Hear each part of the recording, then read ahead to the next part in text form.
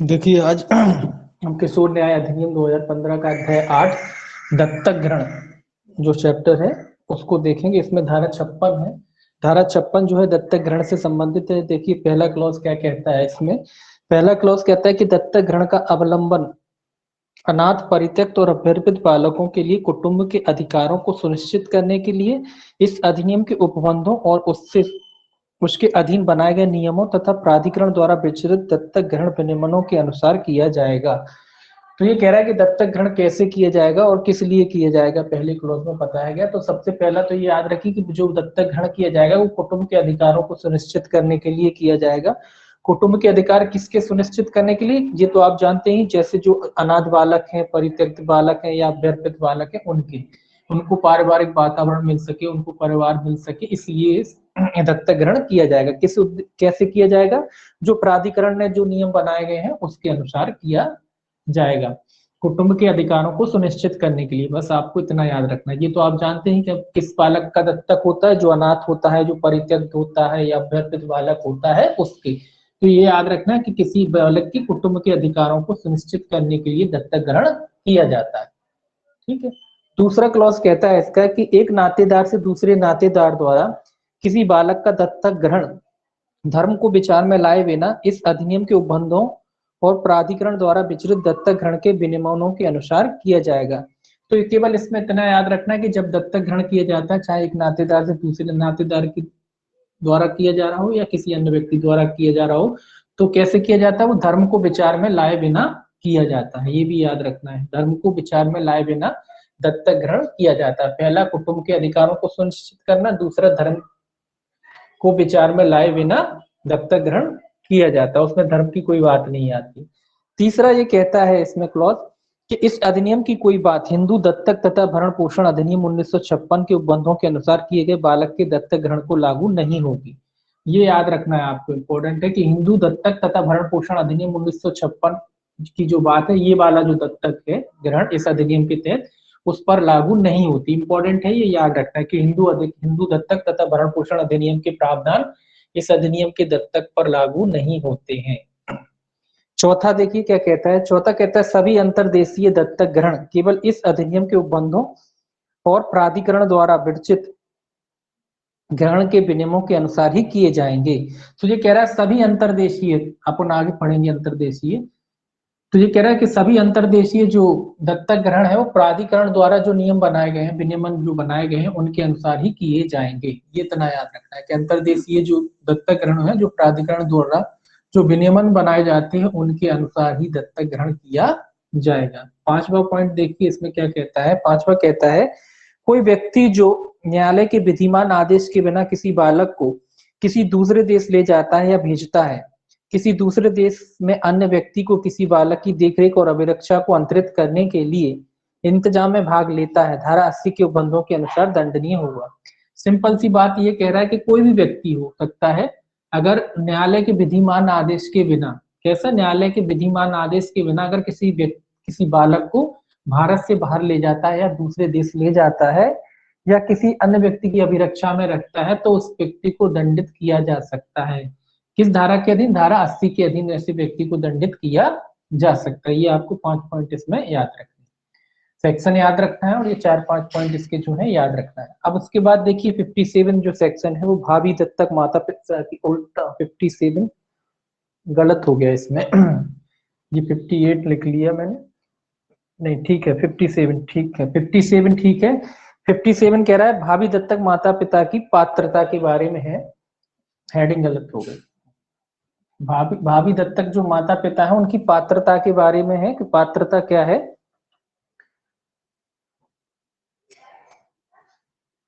ये थोड़ा 58 हो गया है, कोई बात नहीं, इधर लिख लीजिए देखिए फिर सेक्शन जो है 57 में पात्रता है कि 57 क्या कह रहा है, पात्रता, किस व्यक्ति की, भावी जो माता पिता है उनकी पात्रता के बारे में कि क्या पात्र होंगे, किन व्यक्तियों को दत्तक ग्रहण किया जाएगा, उसकी पात्रता के बारे में कह रहा है कि दत्तक ग्रहण के जो माता पिता है उनकी पात्रता क्या होगी। इसमें देखिए पहला कहता है भावी दत्तक माता पिता बालक को अच्छा पालन पोषण करने के लिए, उसका दत्तक ग्रहण करने के लिए शारीरिक रूप से योग्य, वित्तीय रूप से सुदृढ़ और मानसिक रूप से सचेत और अत्यंत प्रेरित होंगे। तो ये कह रहा है कि योग्यता की बात कह रहा है कि जो भी व्यक्ति बालकों को गोद लेना चाहता है उनकी क्या योग्यता होनी चाहिए। तो पहला तो ये कहता है इसका कि पालन पोषण के लिए, कि पहले क्या कह रहा है कि बालक अच्छा पालन पोषण करने के लिए उसका दत्तक ग्रहण करने के लिए शारीरिक रूप से योग्य होना चाहिए। शारीरिक रूप से क्या होना चाहिए?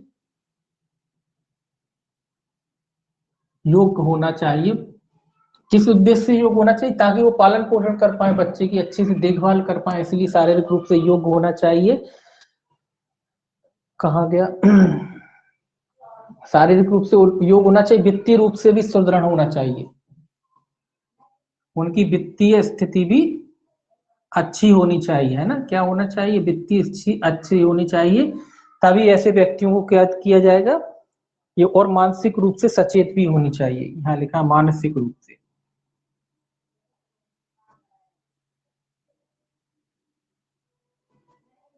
तो ये तीन चीजें उसमें होनी चाहिए। क्या क्या होना चाहिए? शारीरिक रूप से योग्य होना चाहिए, वित्तीय रूप से उनकी स्थिति अच्छी होनी चाहिए, और शारीरिक रूप से भी सचेत होना चाहिए, ताकि ऐसे जो माता पिता हैं, भाभी जो उसके माता पिता बनने वाले हैं, ऐसे जो व्यक्ति हैं वो क्या क्या कर सके, बच्चे की अच्छे से क्या कर सके, पालन पोषण कर सके। अगर कोई व्यक्ति मानसिक रूप से ही ठीक नहीं है, या शारीरिक रूप से ही ठीक नहीं है, या उसकी वित्तीय स्थिति ठीक नहीं है, तो स्वाभाविक सी बात है कि वो बच्चे का अच्छे से पालन पोषण नहीं कर पाएंगे। तो इसलिए ये तीन योग्यताएं उसमें होनी चाहिए पात्र व्यक्ति, जब तभी उनको क्या किया जाएगा, दत्तक ग्रहण किया जाएगा। दूसरा कहता है दंपत्ति की दशा में।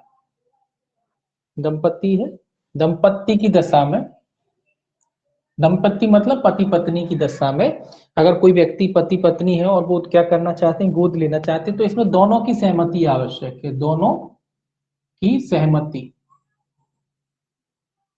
दोनों की क्या आवश्यक है? सहमति आवश्यक है। दोनों की सहमति, ठीक है, दोनों की सहमति आवश्यक है। तो दोनों की सहमति होगी तभी दत्तक ग्रहण किया जाएगा, मतलब उनको दत्तक दिया जाएगा। अगर पति चाहता है तो पत्नी की भी उसे अनुमति लेनी पड़ेगी, अगर पत्नी चाहती तो उसे पति की भी अनुमति लेनी पड़ेगी, मतलब दोनों को सहमत होना आवश्यक है, तभी दत्तक ग्रहण किया जाएगा। तीसरा देखिए क्या कहता है। तीसरा कहता है कोई एकल या विक्षण विवाह व्यक्ति भी मापदंडों को पूरा करने के अधीन रहते हुए तथा प्राधिकरण द्वारा विरचित दत्तक ग्रहण विनियमों के उपबंधों के अनुसार दत्तक ग्रहण कर सकता है। ये याद रखना, एकल व्यक्ति, एकल व्यक्ति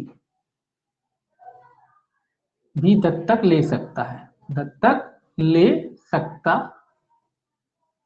ये कह रहा है कि अगर प्राधिकरण ने जो विनियमन बनाए गए हैं, अगर कोई व्यक्ति या मापदंड कह लीजिए, जो मापदंड बनाए गए हैं, उन मापदंडों को अगर पूरा करता है तो एकल व्यक्ति द्वारा भी दत्तक लिया जा सकता है। ये इंपॉर्टेंट है, ये भी क्वेश्चन दोनों तरीके से आ सकता है, तो याद रखें कि एकल व्यक्ति भी दत्तक ले सकता है अगर वो मापदंडों को पूरा करता है। बस इतना याद रखना है कि एकल व्यक्ति भी दत्तक ले सकता है अगर वो प्राधिकरण के द्वारा जो भी विनियमन बनाए जाते हैं, या जो भी नियम बनाए जाते हैं, जो भी शर्तें रखी जाती हैं, उनको पूरा करता है तो वो भी दत्तक ले सकता है। लेकिन चौथा देखिए, इन दोनों को मिला के देखिए फिर।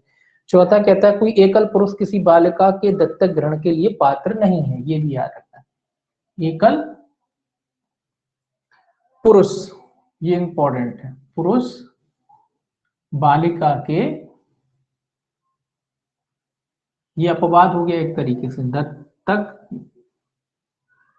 ग्रहण के लिए योग्य नहीं है, दत्तक ग्रहण के योग्य नहीं है, ये आपको याद रखना है। ये चौथा कहता है कि कोई एकल पुरुष, मतलब अकेला पुरुष है कोई एकल पुरुष है तो वो बालिका को गोद नहीं ले सकता। ये भी याद रखना है कि कोई एकल पुरुष है, ऊपर कह रहा है कि एकल व्यक्ति दत्तक ले सकता है, लेकिन नीचे कह रहा है कि भाई एकल पुरुष अगर है तो वो बालिका को गोद नहीं ले सकता। किसको नहीं ले सकता? बालिका को। तो ये दोनों याद रखें, यानी कि एकल व्यक्ति दत्तक तो ले सकता है लेकिन बालिका को नहीं ले सकता। यानी कोई बच्चा है, कोई लड़का है तो उसको तो गोद ले लेगा वो, लेकिन बालिका की जहां बात आएगी और अगर वो एकल है तो वो सिर्फ बालिका को गोद नहीं ले सकता। तो दो बातें आ गई, एकल व्यक्ति गोद ले सकता है, कोई बच्चे को गोद ले सकता है, लेकिन बालिका को गोद वो नहीं ले सकता, है ना। तो ये याद रखना है आपको कि एकल पुरुष है तो वो बालिका को गोद नहीं ले सकता, है ना। उसके लिए एकल पुरुष अगर है तो बालिका को गोद नहीं ले सकता, दंपत्ति वगैरह होंगे तो ले सकते हैं। है ना, पति पत्नी दोनों का होना जरूरी है, तभी वो ले पाएंगे। अगर कोई महिला है तो वो बालिका को ले लेगी, लेकिन पुरुष है तो वो बालिका को गोद नहीं ले पाएगा। पांचवा देखिए, ये दोनों इंपॉर्टेंट है, इसीलिए दोनों दोनों बातें आ गई है ना, दोनों तरीके से पूछा जाता है। अब आपने अगर मान लीजिए गाइड वगैरह में पढ़ा होगा तो केवल यही मिला होगा, ये नहीं मिला होगा। अगर आपका क्वेश्चन आ गया क्या एकल पुरुष दत्तक ग्रहण कर सकता है या ले सकता है, तो आप लगा दोगे कि सामने ले पाएगा, ले सकता है। ऊपर क्या कह रहा है, एकल व्यक्ति दत्तक ले सकता है लेकिन बालिका का नहीं ले सकता है, थोड़ी सी कंडीशन लगी है, ले तो सकता है लेकिन बालिका का नहीं ले सकता है ना, इसीलिए ध्यान रखेंगे कि एकल पुरुष भी दत्तक ले सकता है लेकिन बालिका का नहीं ले सकता, ठीक है। पांचवा कहता है कोई अन्य मापदंड जो प्राधिकरण द्वारा विकसित किए जाए, विचलित दत्तक ग्रहण के विनियमनों में निर्देश किए जाए। तो अन्य कोई योग्यताएं जो प्राधिकरण द्वारा बनाई गई हैं वो उनको पूरा करता हो, ऐसा व्यक्ति को क्या माना जाएगा, ऐसे व्यक्ति को पात्र व्यक्ति माना जाएगा। काय के लिए पात्र माना जाएगा, दत्तक के लिए पात्र माना जाएगा। इसके बाद देखिए 58 है, भारत में रहने वाले भावी दत्तक ग्रहण, दत्तक माता पिता द्वारा दत्तक ग्रहण की प्रक्रिया। तो ये देखिए ये 58 है, भावी भारत में रहने वाले, भारत में रहने वाले कोई भी व्यक्ति उनके लिए कह रहा है क्या प्रक्रिया होगी।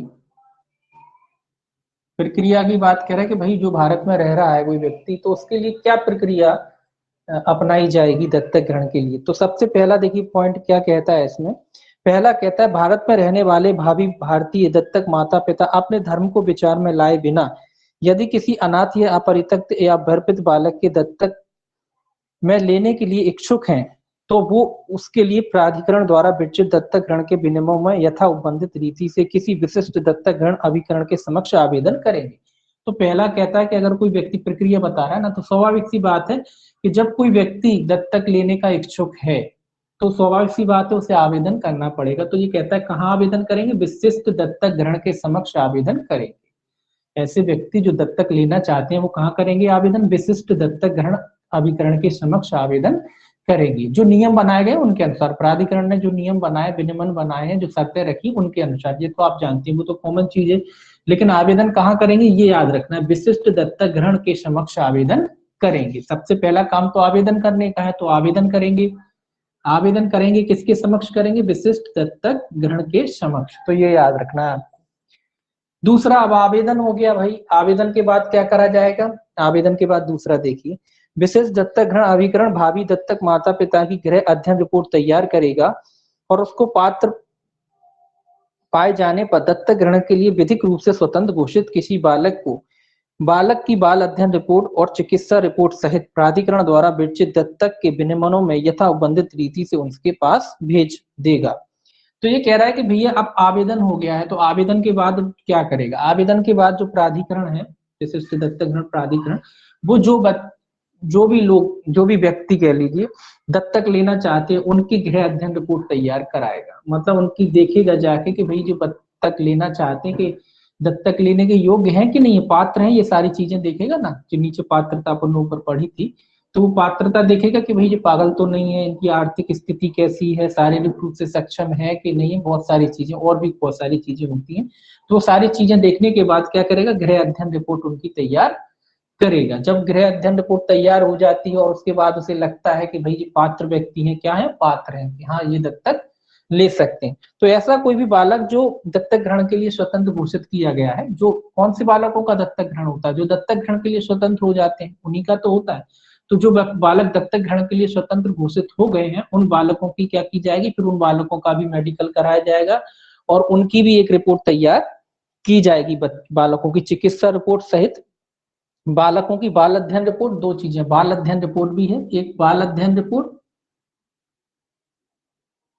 अध्ययन रिपोर्ट और चिकित्सा रिपोर्ट, दो रिपोर्टें हैं। ये रिपोर्टें फिर बालक, जो कौन से बालक की, जो पात्र है, काय के लिए स्वतंत्र घोषित कर दिया गया है दत्तक के लिए, ऐसा बालक जो स्वतंत्र घोषित कर दिया दत्तक के लिए, उसकी बाल अध्ययन रिपोर्ट और चिकित्सा रिपोर्ट भी तैयार की जाएगी। ये चिकित्सा रिपोर्ट वगैरह तैयार करने के बाद ये क्या करा जाएगा कहा गया चिकित्सा रिपोर्ट सहित प्राधिकरण द्वारा विचित दत्तक ग्रहण के विनिमय तथा उपबंध रीति से उसके पास भेजेगा। तो फिर वो रिपोर्ट को कहाँ भेजेगा, इनके पास भेज दिया जाएगा, रिपोर्ट को भेज दी जाएगी। रिपोर्ट इसलिए कि ताकि देख जो भी व्यक्ति लेना चाहता है वो भी अध्ययन करेगा, उसको दिखाया जाएगा कि जो व्यक्ति बालक है इसकी जो मेडिकल रिपोर्ट है उसकी ये बाल अध्ययन रिपोर्ट है। बाल अध्ययन रिपोर्ट में बस बालक का व्यवहार वगैरह कैसा है ये सारी चीजें उसमें रहती है ना। तो इस तरीके से रिपोर्ट वगैरह तैयार करके उसको भेज दी जाएगी।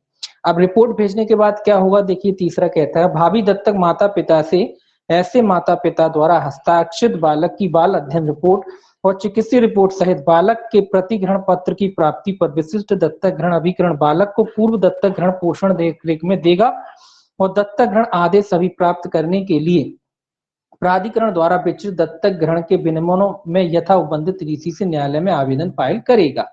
तो ये कह रहा है कि भैया माता पिता जो लेना चाहते थे उनने भी बच्चे की रिपोर्ट को देख लिया, उसकी मेडिकल रिपोर्ट भी देख ली, उससे वो सहमत हो गए हैं। रिपोर्ट से सहमत होने पर उन्होंने क्या किया, उस रिपोर्ट पर अपने हस्ताक्षर कर दिए। मतलब सहमत हो गए मतलब तभी तो हस्ताक्षर करेंगे। तो ये सहमत हो गए कि हाँ बालक ठीक है, हम इसको गोद लेना चाहते हैं, उन्होंने इसको सर्टिफाइड कर दिया कि हाँ हम लेना चाहते हैं। तो ये लोग क्या करेंगे, फिर आगे आगे की प्रक्रिया क्या होगी, फिर आगे की जो बाल अध्ययन रिपोर्ट और चिकित्सीय रिपोर्ट सहित जो है ये क्या करेंगे, न्यायालय में आवेदन करेंगे। फिर पहले तो ये कह रहा है कि जो बालक है उसको कहाँ भेज दिया जाएगा, उसको पूर्व दत्तक ग्रहण में भेज दिया जाएगा, है ना। तो ये तो खैर कोई बात नहीं है, पूर्व दत्तक ग्रहण जो है वहां पे बालक को भेज दिया जाएगा। वहां पर बालक को भेजने के बाद ये जो बाल अध्ययन रिपोर्ट है और चिकित्सीय रिपोर्ट है जो हस्ताक्षरित कर दी गई है, इसको हस्ताक्षरित करने के बाद जो प्राधिकरण है वो कहाँ करेगा आवेदन, वो न्यायालय में आवेदन करेगा, है ना। इनकी अध्ययन रिपोर्ट पहले जो बालक है उसको तो पूर्व दत्तक ग्रहण में भेज दिया जाएगा, उसके बाद जो चिकित्सीय की रिपोर्ट है और बाल अध्ययन रिपोर्ट है उस पर जो हस्ताक्षर है उस सहित उसके सहित जो प्राधिकरण है वो न्यायालय में क्या करेगा, न्यायालय में आवेदन करेगा। काय के लिए आवेदन करेगा, दत्तक के लिए। न्यायालय की पुष्टि होगी तभी दत्तक होगा। तो न्यायालय में फिर प्राधिकरण के द्वारा आवेदन किया जाएगा। ये सारी रिपोर्टें जो है वो पेश की जाएगी कि साहब ये रिपोर्टें है और ये रिपोर्ट आपके समक्ष पेश है, अब उसको दत्तक ग्रहण किया जाए। तो फिर कौन करेगा, न्यायालय करेगा। आगे देखिए चौथा इसका क्या कहता है। चौथा कहता है न्यायालय के आदेश की प्रमाणित प्रति की प्राप्ति पर विशिष्ट दत्तक ग्रहण अभिकरण उसे तुरंत भावी दत्तक माता पिता के पास भेजेगा। अब न्यायालय का आदेश आ गया, स्वाभाविक सी बात है, अगर न्यायालय ने प्रमाणित कर दिया, उसको पुष्ट कर दिया दत्तक ग्रहण को, तो ये क्या कह रहा है, आदेश के बाद प्रमाणित प्रति कहाँ भेजी जाएगी, विशिष्ट दत्तक ग्रहण अभिकरण को भेज दी जाएगी। अब जब विशिष्ट दत्तक ग्रहण अभिकरण के पास भेज दी जाती है तो विशिष्ट दत्तक ग्रहण अभिकरण क्या करेगा, विशिष्ट, बस आगे देखिए, न्यायालय के आदेश की प्रमाण प्रति की प्राप्ति पर विशिष्ट दत्तक ग्रहण अभिकरण उसे तुरंत भावी दत्तक माता पिता के पास भेजेगा। मतलब जो भी दत्तक लेना चाहते हैं उनके पास उसकी प्रति भेजी जाएगी कि आपका जो आदेश था, जो न्यायालय आपने जो आपका जो आवेदन था वो न्यायालय ने क्या कर दिया है, पुष्ट कर दिया है, उसकी पुष्टि हो गई। तो उसकी प्रमाणित प्रति किसे भेजी जाएगी, जो भावी दत्तक माता पिता है उनके पास भेजी जाएगी। देखिए पांचवा क्या कहता है, देखिए पांचवा कहता है दत्तक कुटुंब में बालक की प्रगति और कल्याण का प्राधिकरण द्वारा विरचित दत्तक ग्रहण के विनियमों में यथा उपबंधित रीति से अनुपरीक्षण और अभिनिश्चय किया जाएगा। उसके बाद ये कह रहा है कि लास्ट में कि उसका जो दत्तक ग्रहण की ये रिपोर्ट वगैरह सब भेजने के बाद जो दत्तक ग्रहण है उनके बाद उनके द्वारा क्या किया जाएगा, अनुपरीक्षण और अभिनिश्चय किया जाएगा बालक के बारे में।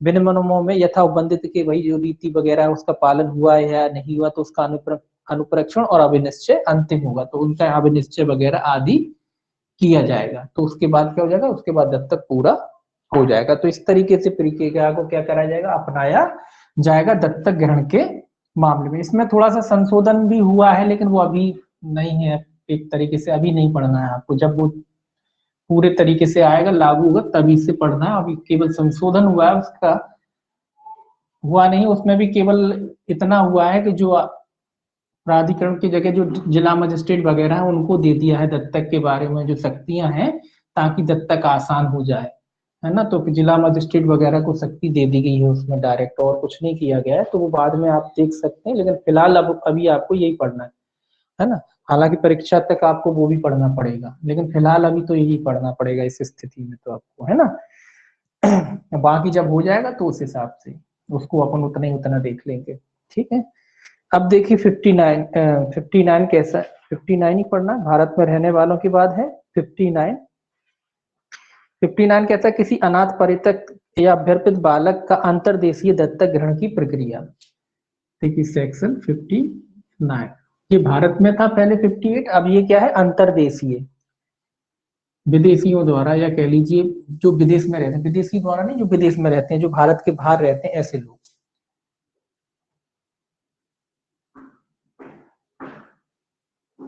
अंतर्देशीय दत्तक ग्रहण,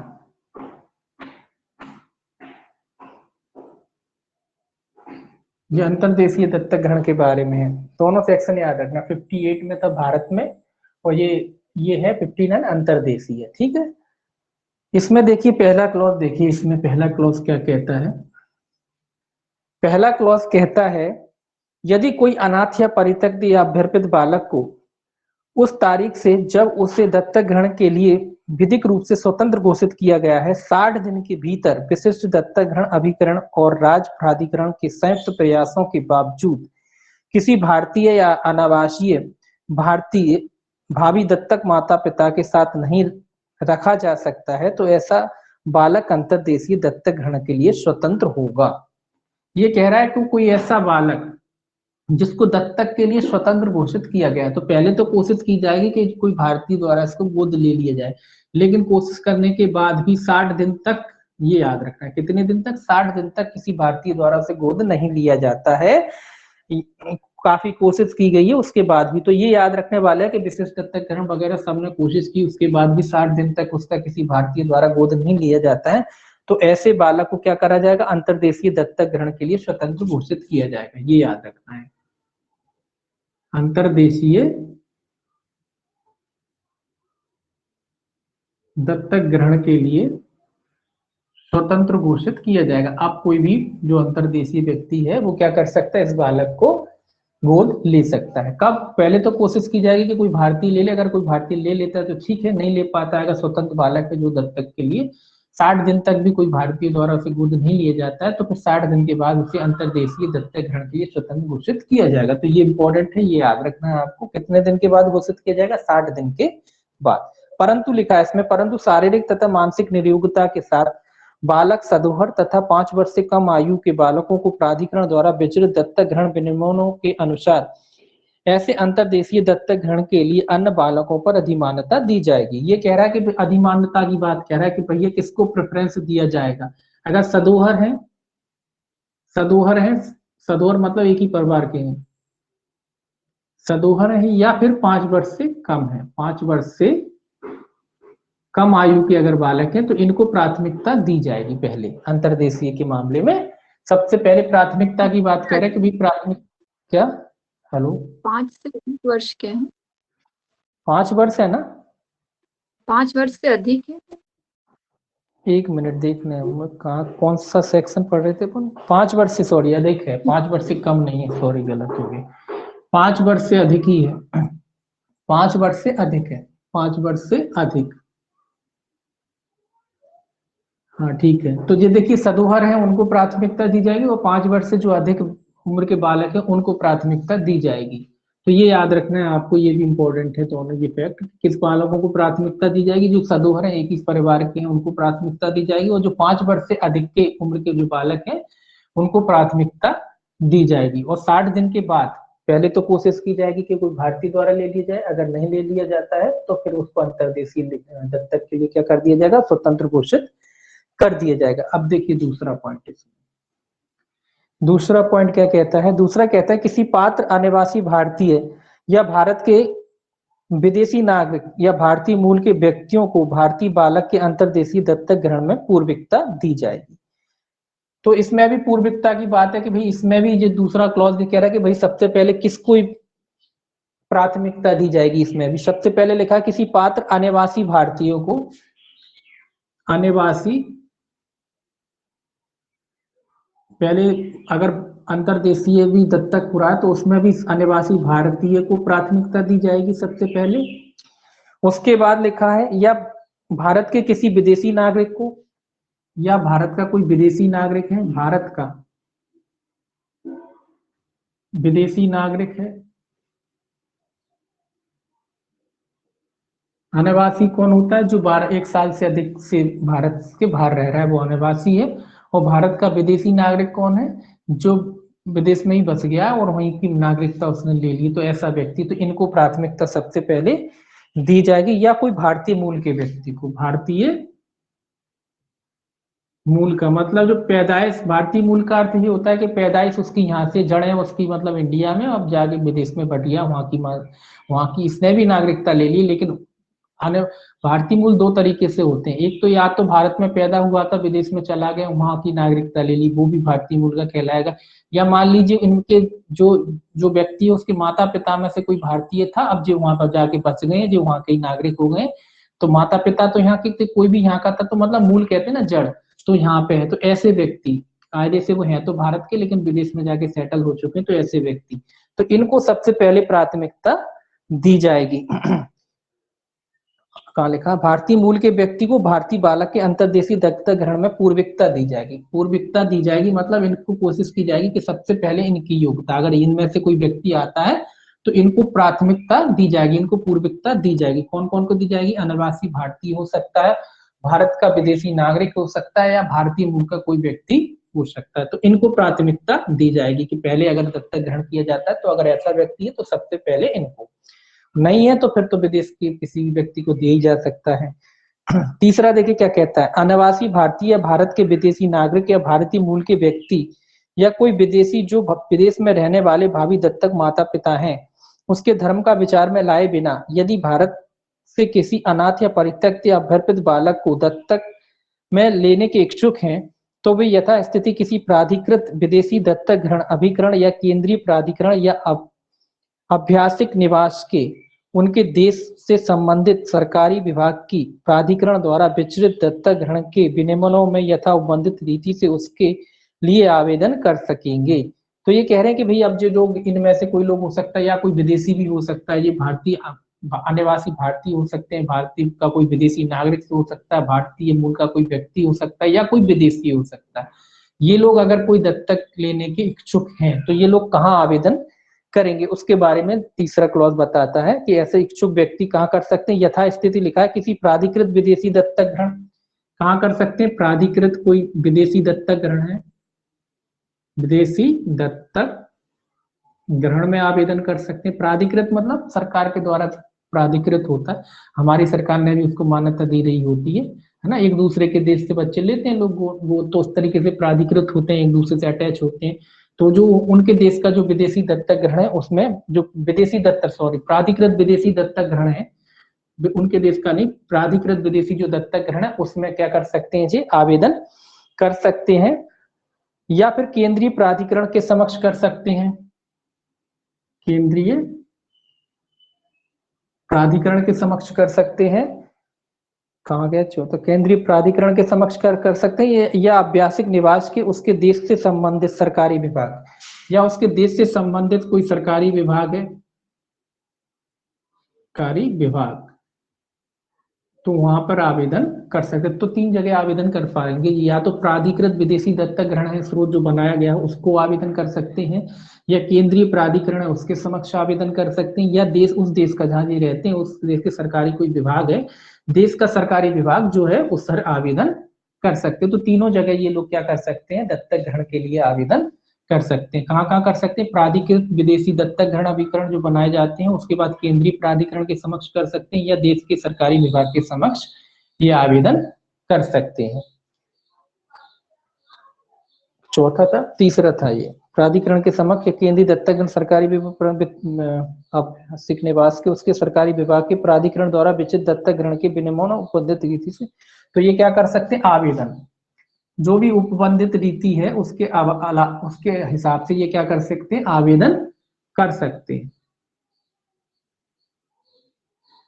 ठीक है, अब चौथा देखिए इसमें, तो सबसे पहले तो आवेदन हो गया इनका। अब आवेदन के बाद देखिए, यथा स्थिति प्राधिकृत विदेशी दत्तक ग्रहण अभिकरण या केंद्रीय प्राधिकरण या कोई संबंधित सरकारी विभाग ऐसे भावी दत्तक माता पिता के गृह अध्ययन की रिपोर्ट तैयार करेगा और उसके पात्र पाए जाने पर उसके आवेदन को प्राधिकरण द्वारा विकसित दत्तक ग्रहण के विनियमनों में यथा उपबंधित रीति से भारत से किसी बालक के दत्तक ग्रहण के लिए प्राधिकरण को प्रवर्तित कर देगा। तो इनकी भी गृह अध्ययन रिपोर्ट बनाई जाएगी, जैसी भी स्थिति हो इनकी भी क्या बनाई जाएगी, गृह अध्ययन रिपोर्ट। ये जैसी भी स्थिति हो, चाहे प्राधिकृत विदेशी दत्तक ग्रहण हो, केंद्रीय प्राधिकरण हो, या कोई सरकारी विभाग हो, देश का कोई भी सरकारी विभाग हो, तो उसमें उसके द्वारा जब इनका आवेदन इन्होंने लगा दिया है, तो जो भी रीति है, जो भी शर्तें हैं, उन शर्तों के अध्ययन शर्तों का पालन करते हुए क्या करा जाएगा, इन लोगों की भी एक गृह अध्ययन रिपोर्ट वगैरह तैयार की जाएगी। गृह अध्ययन कहाँ चौथा था,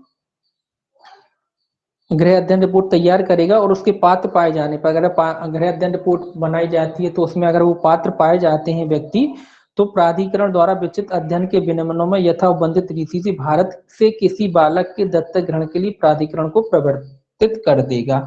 अगर मान लीजिए पात्र पाए जाते हैं, पात्र पाए जाते हैं तो किसको भेज दिया जाएगा, फिर प्राधिकरण को भेज दिया जाएगा। काय के लिए, दत्तक के लिए बालक को जो है प्राधिकरण को भेज दी जाएगी। वो रिपोर्ट वगैरह तैयार करके कहाँ भेज दी जाएगी, प्राधिकरण के समक्ष भेज दी जाएगी। पांचवा देखिए इसका क्या कहता है।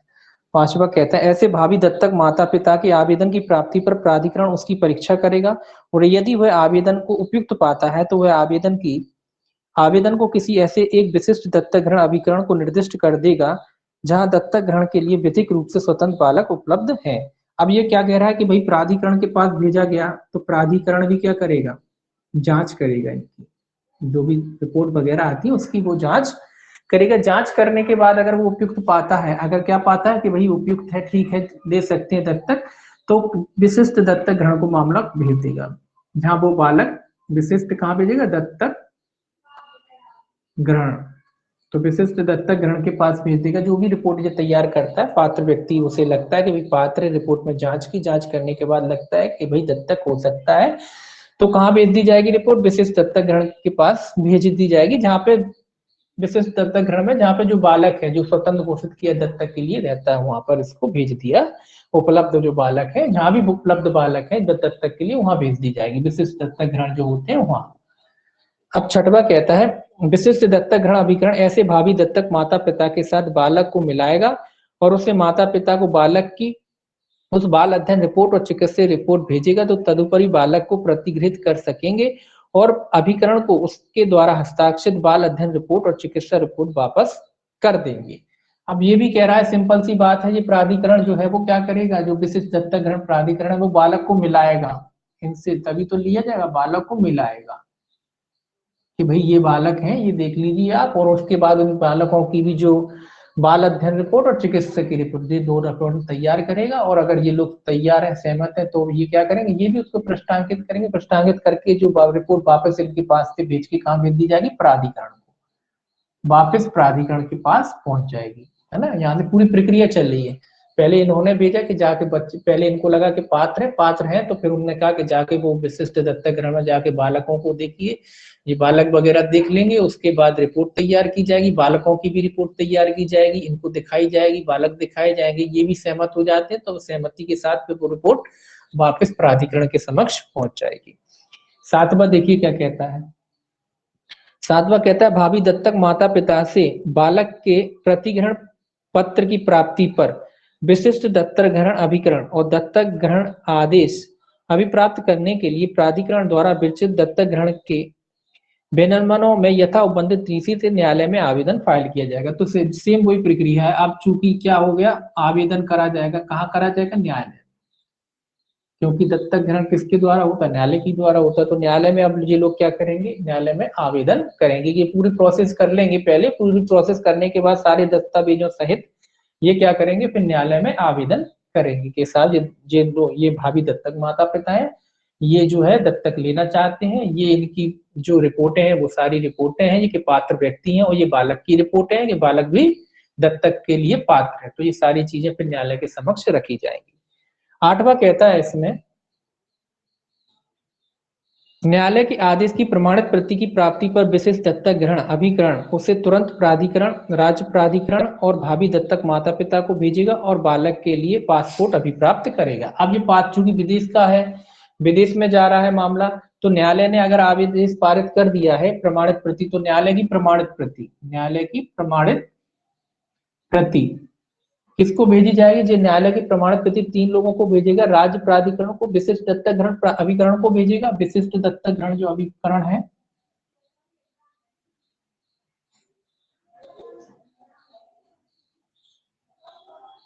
विशिष्ट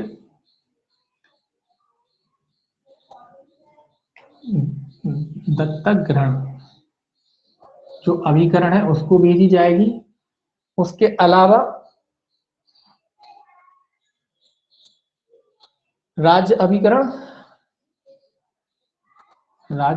को भेजी जाएगी, और जो भावी दत्तक माता पिता हैं उनको भेजी जाएगी। ये तो जो भावी माता पिता 3 लोगों को भेजी जाएगी, विशिष्ट दत्तक ग्रहण अभिकरण को भेजेगा, राज्य अभिकरण को भेजेगा, और भावी जो दत्तक माता पिता है उनके पास इसकी एक रिपोर्ट भेजी जाएगी। उसके बाद बालक का क्या तैयार किया जाएगा? पासपोर्ट, है ना, क्योंकि विदेश में जाएगा बालक, बगैर पासपोर्ट के तो जा नहीं सकता। तो बालक का जो है क्या तैयार करवाया जाएगा प्राधिकरण के द्वारा? उसका एक पासपोर्ट तैयार करवाया जाएगा। अब 9वां देखिए, 9वां क्या कहता है इसका क्लॉज।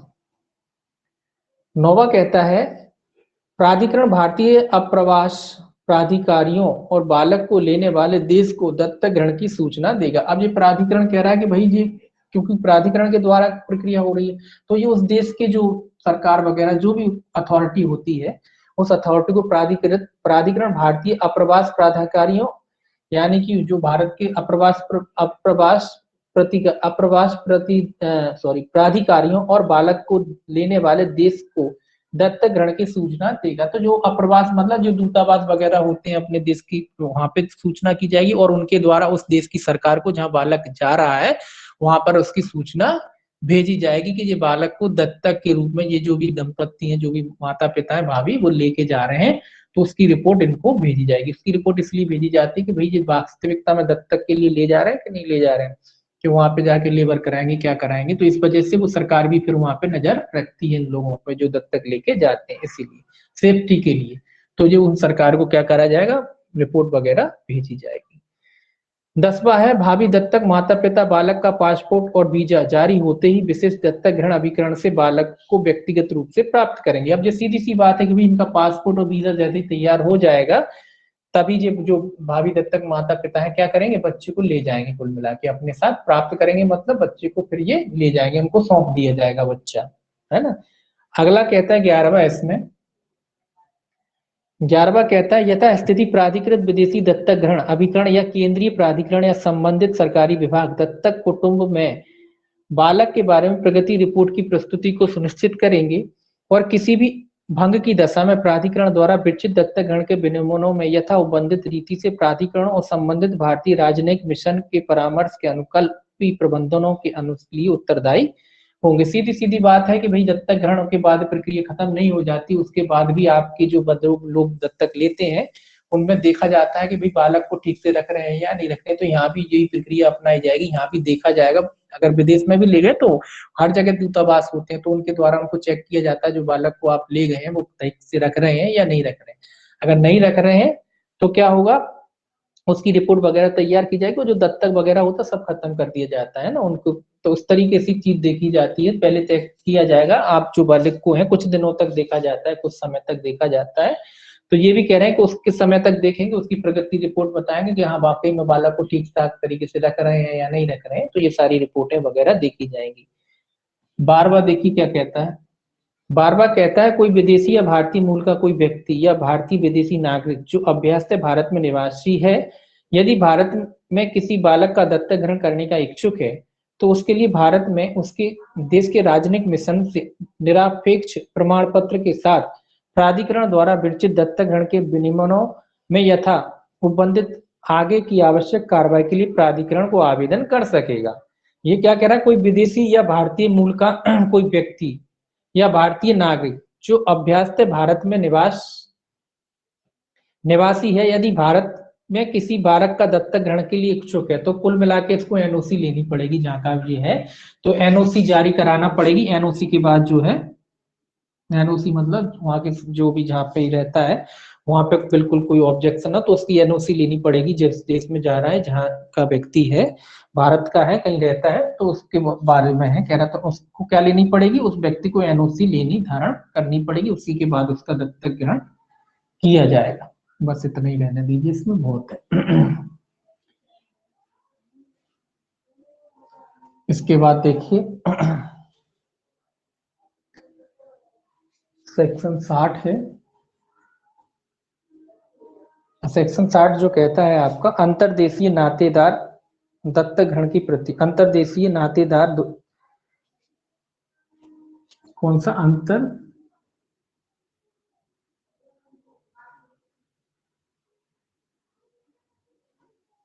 नातेदार द्वारा होगा इसमें दत्तक ग्रहण की प्रक्रिया, क्या प्रक्रिया अपनाई जाएगी।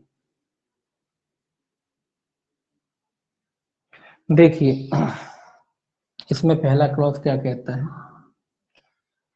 पहला कहता है विदेश में रहने वाला कोई नातेदार जो भारत में उसके नातेदार से किसी बालक के दत्तक ग्रहण का आशय रखता है, न्यायालय से आदेश अभी प्राप्त करेगा और प्राधिकरण द्वारा विचित्र दत्तक ग्रहण के विनिमय में यथाबंधित रीति से प्राधिकरण के निराक्षेप प्रमाण पत्र के लिए आवेदन करेगा।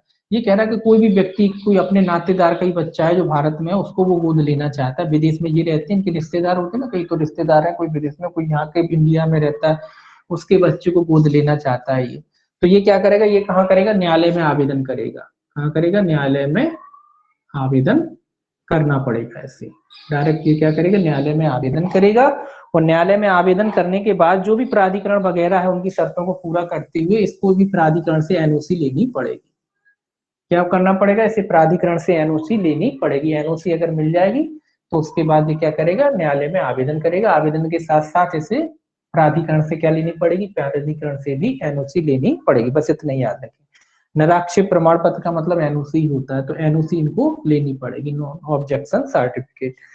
दूसरा कहता है प्राधिकरण उपधारा 1 के अधीन आदेश की प्राप्ति और या तो जैव माता पिता या दत्तक माता पिता से आवेदन की प्राप्ति पर निराक्षेप प्रमाण पत्र जारी करेगा और भारतीय अप्रवास प्राधिकारी और बालक के प्राप्तकर्ता देश को उसकी सूचना देगा। अब जो ये कह रहा है कि भैया दोनों में से कोई भी आवेदन या तो ये भी कर सकता है या उसके जो भी जैविक माता पिता उनकी तरफ से अगर आवेदन किया गया है तो वो उनके द्वारा भी ये क्या करेगा, एनओसी जारी करेगा। और एनओसी जारी करने के बाद प्राधिकरण है, अगर एनओसी एनओसी कब जारी करेगा, जब उपयुक्त पाता है तब वो एनओसी जारी करेगा। एनओसी जारी करेगा और भारतीय अप्रवास प्राधिकारी और बालक के प्राप्तकर्ता देश, अप्रवास प्राधिकारी है, कहाँ गया, कौन सा पढ़ रहे थे, दूसरा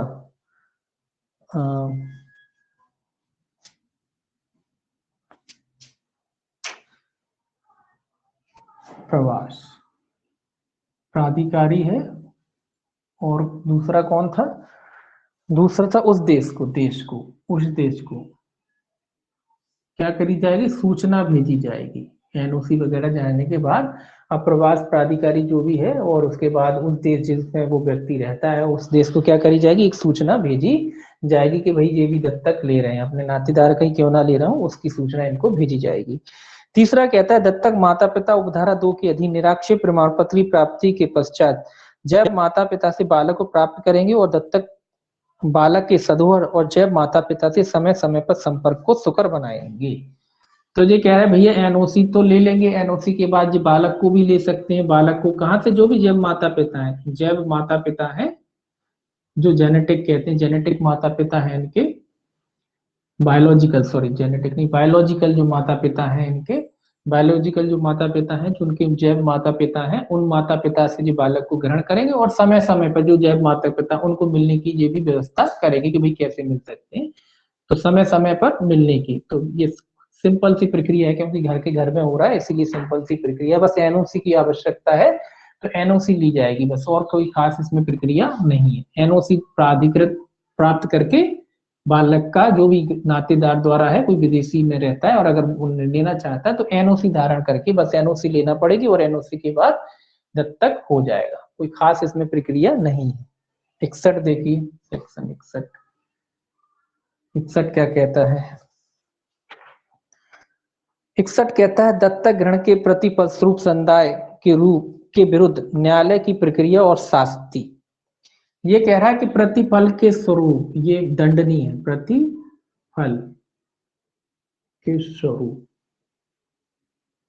मतलब कई लोग क्या है कि भाई दत्तक दे रहे हैं उसके बदले में कुछ धन वगैरह कुछ लेते हैं, कुछ प्रतिफल लेते हैं, तो उसको दंडनीय बनाया गया है। ये कह रहा है उसके लिए दंड है, अगर कोई व्यक्ति दत्तक के लिए प्रतिफल लेता है तो उसको शास्ति का उपबंध किया गया है 61 में। ये कहता है कोई दत्तक ग्रहण आदेश जारी करने से पहले न्यायालय अपना यह समाधान करेगा कि, मतलब जब भी कोई न्यायालय आदेश पारित कर रहा है दत्तक ग्रहण देने के लिए तो सबसे पहले वो कुछ बातों का समाधान करेगा कि कहीं ऐसा तो नहीं हुआ है। पहला कहता है इसमें दत्तक ग्रहण बालक के कल्याण के लिए। पहले तो ये देखेगा कि जो दत्तक ग्रहण किया जा रहा है वो बालक के हित में है, कल्याण मतलब हित में है उसके कि नहीं है। सबसे पहले वो बालक का हित देखेगा, बालक का कल्याण देखेगा कि भाई जो बालक के हित में है कि नहीं है। दूसरा, बालक की आयु और समझ को ध्यान में रखते हुए बालक की इच्छाओं पर सम्यक विचार किया जाएगा। तो बालक की इच्छा, दूसरा बालक की इच्छा मतलब उसकी उम्र को देखते हुए, है ना, कि भाई उसकी इच्छा क्या है। मतलब इच्छा से मतलब है कि बालक जाना चाहता है, गोद होना चाहता है कि नहीं होना चाहता, उसकी उम्र के हिसाब से देखा जाएगा। तो बालक की इच्छा को भी ध्यान में रखा जाएगा। तीसरा, दत्तक ग्रहण फीस या सेवा प्रभार या बालक की समग्र देखरेख के मध्य प्राधिकरण द्वारा विचलित दत्तक ग्रहण के विनियमनों में यथा अनुज्ञा के सिवाय दत्तक ग्रहण के प्रतिफल स्वरूप कोई भी संदाय या पारिश्रमिक ना तो भावी दत्तक माता पिता ने दिया है या देने के लिए सहमत हुए हैं, ना ही विशिष्ट दत्तक ग्रहण अभिकरण या नातेदार दत्तक ग्रहण की दशा में बालक के माता पिता या संरक्षक से प्राप्त किया है या प्राप्त करने के लिए सहमत हुए। तो सीधी सी बात ये देखेगा कि कोई भी मतलब इन्हें प्राधिकरण द्वारा दत्तक ग्रहण प्रतिफल स्वरूप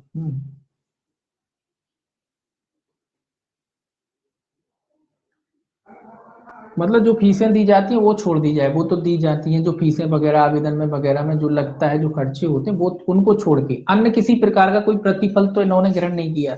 उस प्रतिफल के स्वरूप तो दत्तक ग्रहण नहीं हो रहा है, चाहे किसी के द्वारा, चाहे इनके द्वारा दिया गया हो या किसी के भी द्वारा दिया गया हो।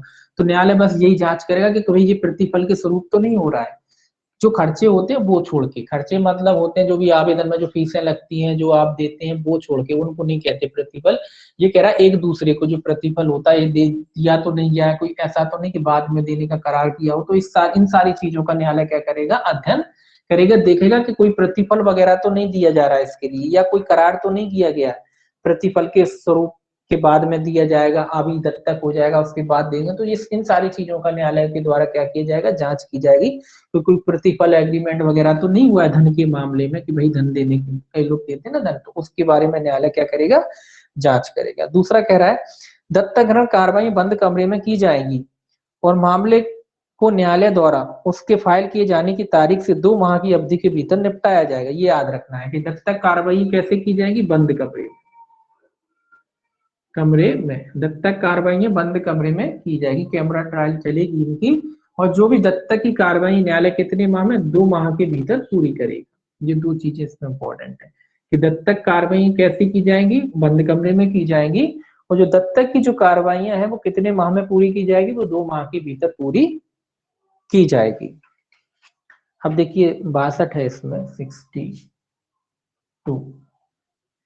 62 क्या कहता है, 62 कहता है अतिरिक्त प्रक्रिया अपेक्षा और प्रलेखीकरण। तो ये अतिरिक्त प्रक्रिया है,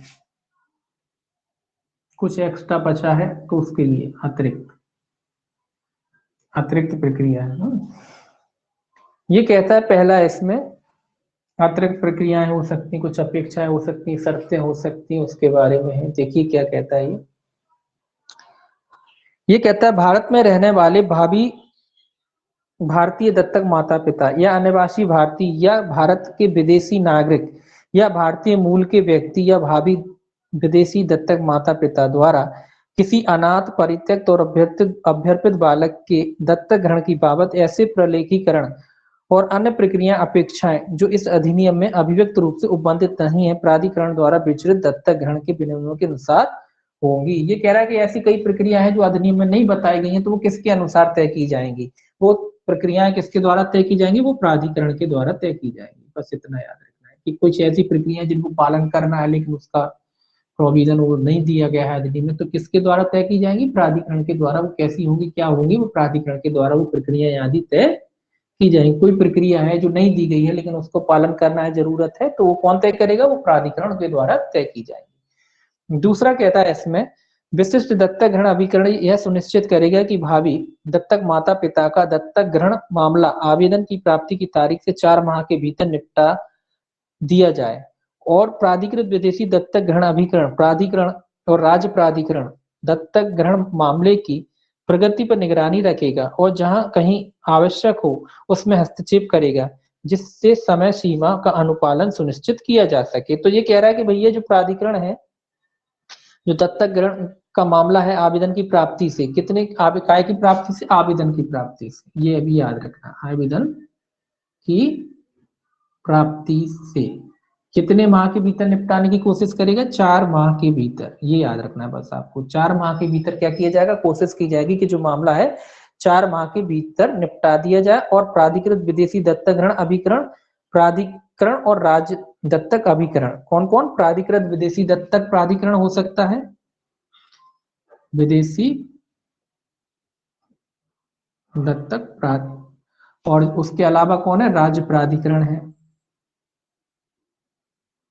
ये लोग इसकी जो कार्रवाई चल रही है, राज्य प्राधिकरण वगैरह, कौन सा पढ़ रहे थे, 62, राज्य प्राधिकरण या अभिकरण और दत्तक ग्रहण विदेशी दत्तक ग्रहण प्राधिकरण या अभिकरण।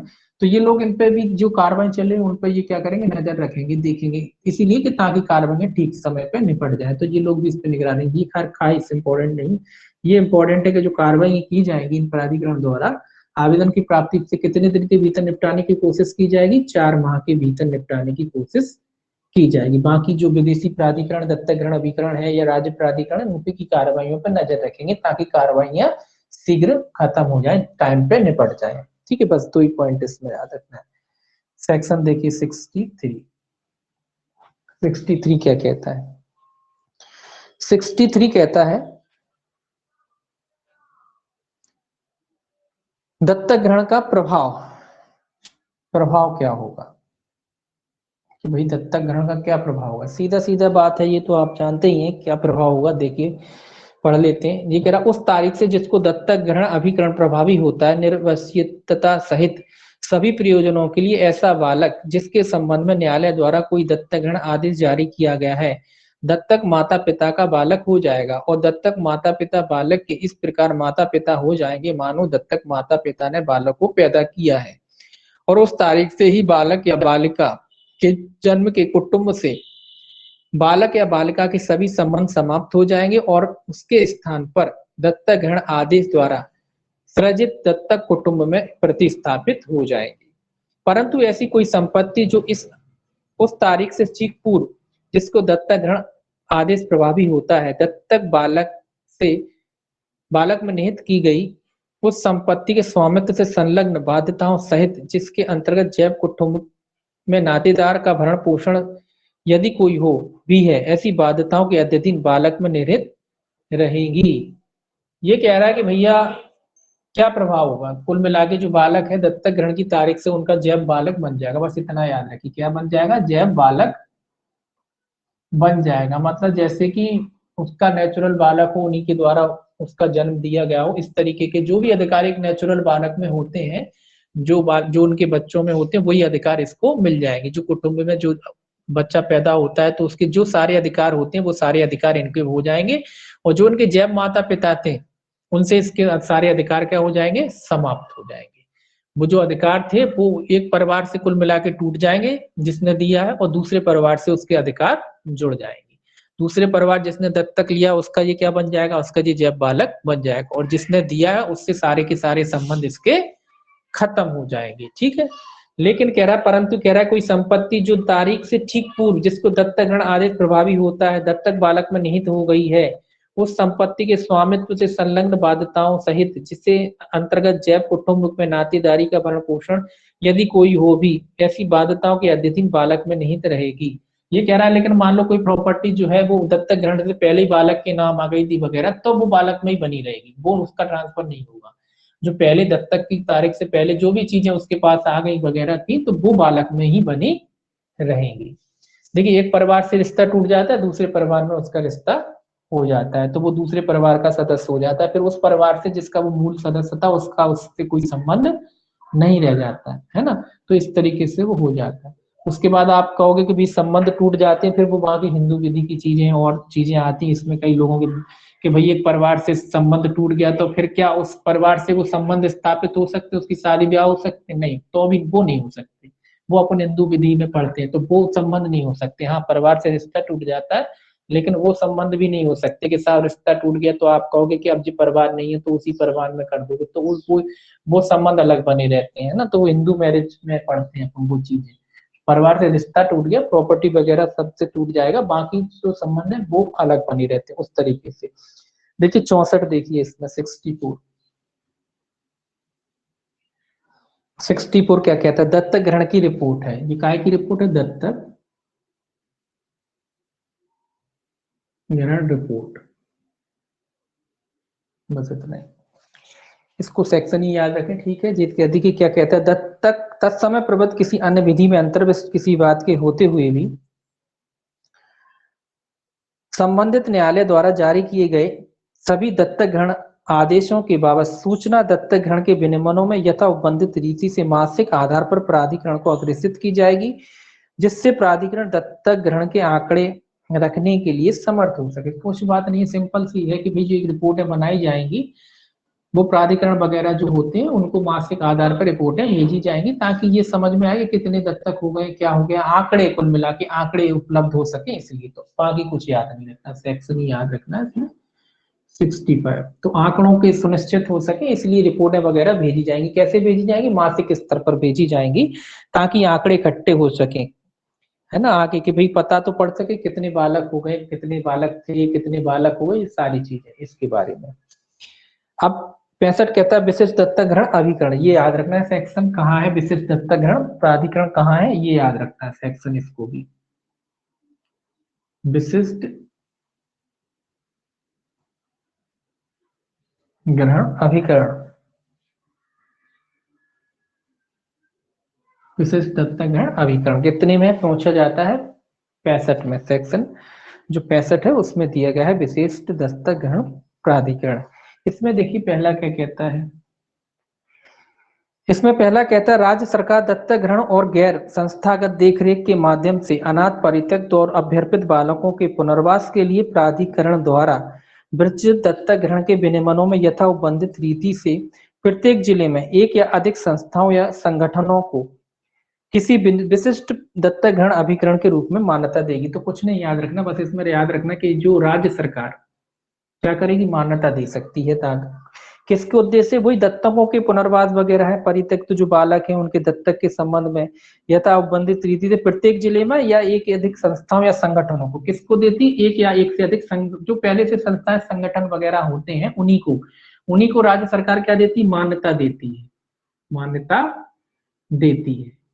जो पहले से संगठन कार्यरत कर रहे हैं, बच्चों से जुड़े वगैरह हैं, बालकों से, उन्हीं में से किसी को अगर राज्य सरकार को ठीक लगता है तो उनको मान्यता दे सकती है। किसके रूप में मान्यता दे सकती है? विशिष्ट दत्तक ग्रहण अभिकरण के रूप में मान्यता दे सकती है। तो सरकार, राज्य सरकार उनको मान्यता देती है। जिले में दे सकती है, एक प्रत्येक जिले में या एक या अधिक संस्थाओं।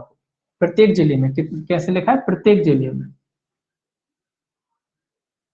एक या एक से अधिक संस्थाओं को क्या दे सकती है? मान्यता दे सकती है। जो भी संस्थाएं वगैरह काम कर रहे हैं उनको, उन्हीं में से किसी को सरकार जो है, राज्य सरकार विशिष्ट दत्तक ग्रहण अभिकरण के रूप में भी मान्यता दे सकती है। दूसरा कहता है राज्य अभिकरण विशिष्ट दत्तक ग्रहण अभिकरण को मान्यता प्रदान करते ही या उसका नवीनीकरण करते ही उसका नाम, पता और संपर्क ब्यौरे मान्यता या नवीनीकरण के प्रमाण पत्र या पत्र की प्रतियां सहित प्राधिकरण को देगा।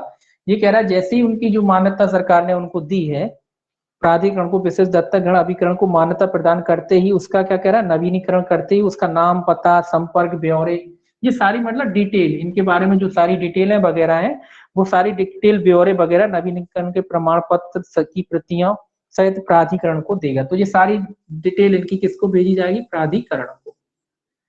जानकारी, सारी जानकारी इनकी किसको भेजी जाएगी? जैसे इनका रजिस्ट्रेशन वगैरह जो भी सब सारी चीजें, नाम, ब्यौरे, पते, प्रमाण पत्र वगैरह, किसको जानकारी दी जाएगी? प्राधिकरण को भी तो पता पड़े कि सर विशिष्ट दत्तक ग्रहण जो अभिकरण है राज्य सरकार ने जिसको मान्यता दी कौन कौन से कहाँ कहाँ है, तो इसीलिए प्राधिकरण को उसकी सारी जानकारी ब्यौरे की दी जाएगी।